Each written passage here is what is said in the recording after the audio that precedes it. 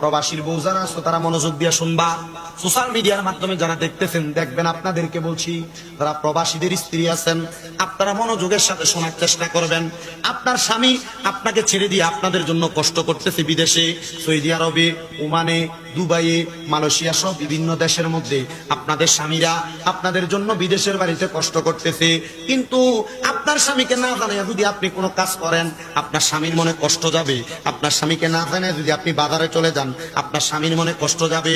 আর আল্লাহর নবী কয়, আমি যদি কোনো মহিলাদেরকে দুনিয়ার জমিনের মধ্যে শ্রদ্ধা করার অনুমতি দিতাম তাহলে তার স্বামীর কদমের মধ্যে শ্রদ্ধার অনুমতি দিতাম। বলে কেন গো নবী, কেন এমন কথা বললেন? কারণ আমার নবী বলতেছে স্বামীর দায়িত্বটা, স্বামীর মর্যাদাটা বেশি বিদায় এই কথাটা বললাম।